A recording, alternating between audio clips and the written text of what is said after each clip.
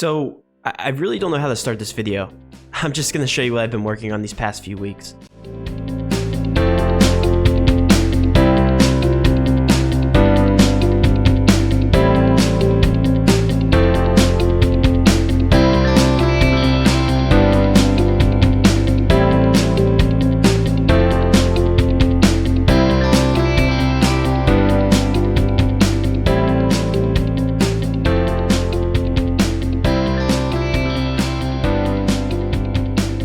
Welcome to the new setup. Two Jacksonville Jaguar legends right behind me on the wall. If you're going to be a fan of the Jacksonville Jaguars, you gotta at least have some fun with it, right? Also, I do apologize in advance. I am coming off COVID symptoms. I did have COVID for about a week. This is my second time having it. So I do apologize for the nasally voice. Hopefully you guys can stick with me throughout this video. But really, this video is going to be about you guys. It's going to be about addressing you guys, what this community has meant to me through these past couple years, and really what I've been working on here these past few weeks. A lot of DFS channels in general, they don't get personal. You know, you guys are so used to seeing me just sit down with a green screen behind me. There's no more green screen. And just breaking down content for you guys, just DFS numbers, NBA numbers, NFL, MLB, all that good stuff, even League of Legends and CSGO. But you guys don't see the raw, unedited side of me, and a lot of you do appreciate that side. And you know, when I started this brand, DGF, you know, a couple years ago, that was the one thing I wanted to take and run with. I wanted to be different than the other DFS channels by having that personal side. And we really are. In Discord chat, you know, I can honestly say I have a lot of great friends in that chat now. I've never even seen face to face. This community has grown tremendously over the past couple years. And I really want to start by talking about how this all came to be. And I want to talk to you guys about the roots. And for all 10K of you guys who haven't been with me from the very beginning, this might seem weird.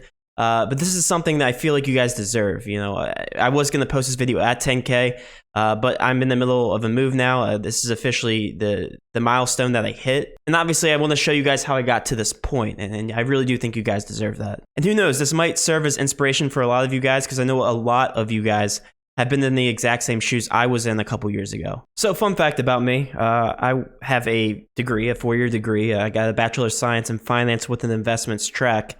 From Salisbury University. It's a small school in Maryland. And I can honestly say I fully regret getting that degree because, as you can see, I did not use it. You know, when you're a kid growing up, you tend to listen to the world. You tend to listen to your parents a little bit too much, not dissing on my parents whatsoever. But I will say that the world in general pushed me to a point where I felt like I needed to make money. And I feel like there was only a certain amount of degrees that allowed you to do that. And at this day and age, I feel like a lot of peer pressure is put on you when you're coming out of high school and you're making that decision about what to do with life. I feel like college was the only choice I really had to make money. Hindsight is 2020, and obviously if I knew all the things I know now up to this point, I would have never went to college. And again, college might be for a lot of you guys, but for me, it wasn't, even though I have a degree. And I feel like I did a decent amount with it, but at this point, I don't need a degree. So yeah, I got this 4-year degree from college. I went straight out of college, and I worked at a bank as a bank teller. It was a flex position where I was a universal banker. For any of you who are in finance, you know exactly what I'm talking about, where I would help clients service their needs at a desk, whether it was a loan, getting a credit card, setting up a bank account, all that good stuff. You got, you know, rewarded for that, not nearly as much as you should have. But from a monetary perspective, it was paying the bills. And again, I was earning very little. I really did hate my life. I did not enjoy the finance world whatsoever. I am an introvert, and I did not like talking to every single human being on the planet from 9 a.m. to 5 p.m. every single day that walked into that bank, because quite frankly, a lot more people do like to talk more so than I do, specifically about finance too. So like I said, it was a job that was paying the bills, but you also have to keep in consideration, I'm getting hammered by these college bills. You know, to be very straightforward, I was getting, you know, about a $450 bill every single month, and I still am up to this point for my college, for getting my college degree. I mean, I'm still in college debt, and it just simply wasn't paying all that, and then a lot more for rent and groceries and all that good stuff. I was living with my parents for about half the time that I worked at the bank. So yeah, it was time for an upgrade, and now we're fast forwarding to about 2 years ago. I had worked at this other bank, it will remain unnamed, as a risk management analyst, where I was sitting behind the scenes doing a bunch of Excel sheets, spreadsheet work, doing risk management. And again, that is a huge thing in itself, and I won't bore you guys to death. So just know that I was punching in numbers for the bank, doing risk management work.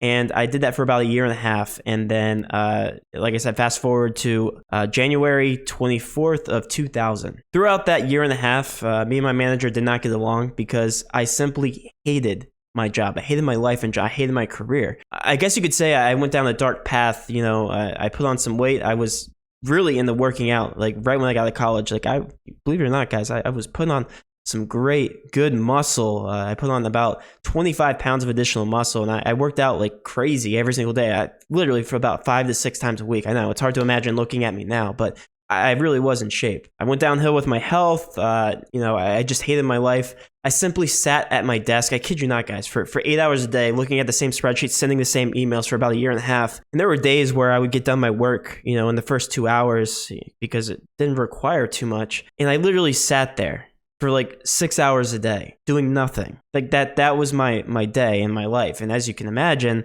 it does get pretty boring. So yes, during that time, I did start my side business. I didn't start at work, but I did have a lot more additional time to think and about what I wanted in life. And that's when DGF was born. And if you guys want to go all the way back to some of my old YouTube videos, they're very cringe and they're very not well put together. About a $30 webcam, and I would post videos when I could before I went to work in the morning.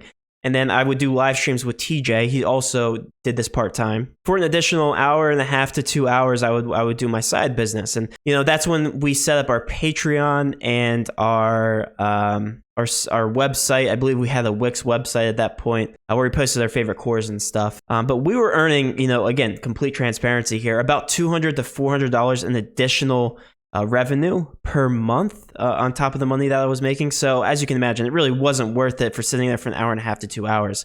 It was something fun to do that I thoroughly enjoyed it and I found as a passion. Sports have always been a passion for me. So I'm sitting there doing all this work, additional work on the DFS side, and it's just not going anywhere. On YouTube, we had under 1,000 subscribers, and it was we're probably getting maybe 1 to 2 a day, if that. And this really just wasn't a thing we could really make serious money off of. Like I said, then January came, January 24th. My manager sat down with me at the bank, and it was getting to the point where she pretty much said, you're either going to have to leave or we're going to have to find something else for you to do. I hated my job. I was negative at work. And as you guys can see, I'm really not a negative person. Life sucked. It really did. So that was the day I technically quit. I quit the job. Again, it's just so weird to look back 2 years and see that I was in that place where I had looked at my boss and then her boss, and I said, I can't do this anymore. I had less than $1,000 in my bank account, and to be completely transparent, I hated every part of that job. I had stormed out the door. I had quit with less than $1,000 in my bank account. Rent was coming up, and rent was $950. Yes, PA is cheap, but do the math, guys. I literally had less than probably a couple weeks to find a new job. That's when I called my parents and my girlfriend at the time, and crying at that point, and again trying not to get emotional at this point. And I told them I don't know what to do. I don't know if I even want to go back into the finance world because, again, I'm miserable. I'm depressed. I hate every second of it. But I did know one thing, that I absolutely loved fantasy sports. I loved crunching numbers. I'm a stat nerd. I love sitting in front of the camera and talking to you guys. I loved doing the live streams. I loved doing the fantasy cruncher crunches. I loved talking about everything DFS related, whether it was NBA, NFL, MLB, the esports at that point. Keep in mind, esports weren't a thing 2 years ago. I just know that I started this brand here with TJ, and it was something that I actually loved. For the first time in my life, I can honestly say, or I could at that point, that if I were to do anything in my life, it would be sitting down, doing DFS, and doing it full time. So I made this decision in my head, and looking back, everybody can tell me I'm insane. My parents still do tell me I'm insane. I told my girlfriend, I told my parents, just let me do this thing full time. Let me go all in on this thing. just for a couple weeks. Keep in mind, rent's coming up $950. That's insane to say out loud. Why would I do this full time if I don't even know if I'm going to be making enough to make rent, to make it for groceries? I'm earning $200, $400, and then again I'm paying out TJ too. So I'm really making like probably $100 to $200 a month. All right, so I sit down. They don't agree to that, and I yell at them. I sit down at my desk and I just decide to just do it. I don't listen to them. I don't listen to my parents. My mom's crying on the other end because I borderline got fired. I technically quit. To this day, guys, yes, I did quit. And I don't listen to anybody. I just do it. I just sit down. I do the daily videos.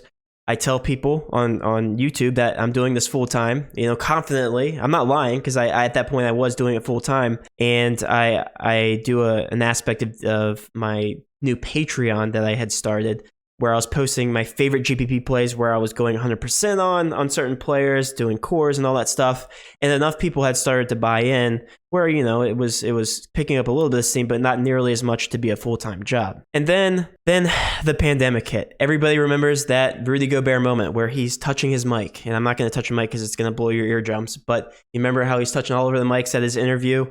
And then that night is where the next day is where everything got shut down in the NBA. Not because of Rudy Gobert, but just because of the pandemic, because COVID had finally spread. So just keep in mind the timing here, okay? So I had started my new career, my new full-time job here, deciding to go all in on YouTube without listening to a single person. And then sports, the most important thing for DFS, shut down. So at this point, no money in my bank account. Sports shut down. Pretty much crushing my dream, and I have no job, no backup plan here. So at this point, I'm ready to throw in the towel. But then I look at DraftKings. I pull up DraftKings because, again, it's the only thing I can think of. It's still one of the only things I can think of. And I do see League of Legends at the very bottom because they had removed all the sports at that point, or at least all the contests for the other sports. But I noticed League of Legends was still going on. COVID doesn't affect League of Legends. It's all online, right? And keep in mind, this is something I had already done. I already had an advantage on all of these other DFS streamers because nobody had covered League of Legends. I was the only person at that point to just say, let's post a League of Legends video. Regardless of how stupid I sound, let's actually post a League of Legends video and put out some content, because guess what? Nobody else has anything else to play. And that's when the YouTube channel took off. That's when I started gaining steam. I started getting more subscribers because, again, I had analytics on the background more so than some of these top streamers. I'm not going to be naming a few, but I was literally getting more subscribers than the top DFS channels just because I was the only person posting League of Legends content. For like a solid month or so. It's weird. It's just so weird the way things work. A month passes by, another month passes by, and at that point, I was earning just as much, if not more, than the job I had just left. Just in Patreon subscribers, Patreon revenue from the people that were supporting me through the pandemic and people that were watching League of Legends. And then, as you can imagine, as you guys can see, a majority of you guys had jumped on the train after that, through Korean baseball, covering all the sports. But it's just such a non-traditional way to start a business, and everything was against me at DGF. And it was such a humbling experience to just see that happen. And fast forward, even go back, rewind a year, fast forward from that point a year, and I still didn't know if it was going to be sustainable because I didn't know what was happening with COVID, and I still don't know what's happening with COVID, but I do have a good idea of how we're going to handle it now. I just didn't know. I didn't know what the business was going to look like. I didn't know if I could keep up with these other DFS streamers. I didn't know what was happening. But if there is something that comes from this, if there is some life advice,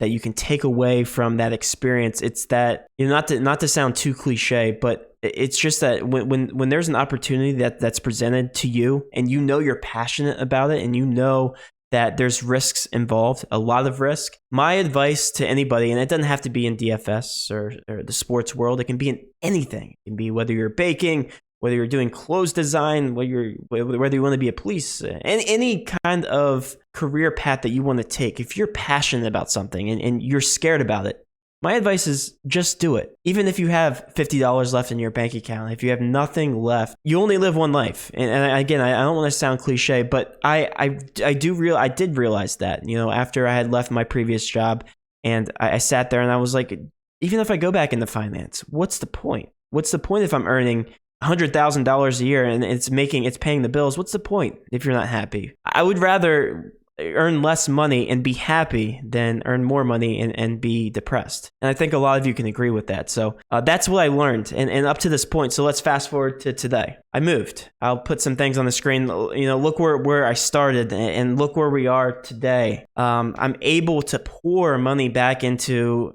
think of this as an investment. Just put all this money into all of these new things to make the quality look better for you guys, to take this serious, to take this as serious as I can get. This was the #1 recommended camera that you guys are seeing for streamers to take this to the next level. I'm going to be doing this on TikTok. I'm going to be posting more content going forward, doing more live streams, and this time we're right up there with the best of the best. And I hope you guys enjoyed this. And all I can say at this point, guys, is thank you. You guys did this. You guys helped me through the pandemic. You guys helped me through those dark times by hitting that subscribe button, hitting that notification bell, and of course, smashing that like button. One of my favorite things to say. You guys changed my life. You guys bought me a house.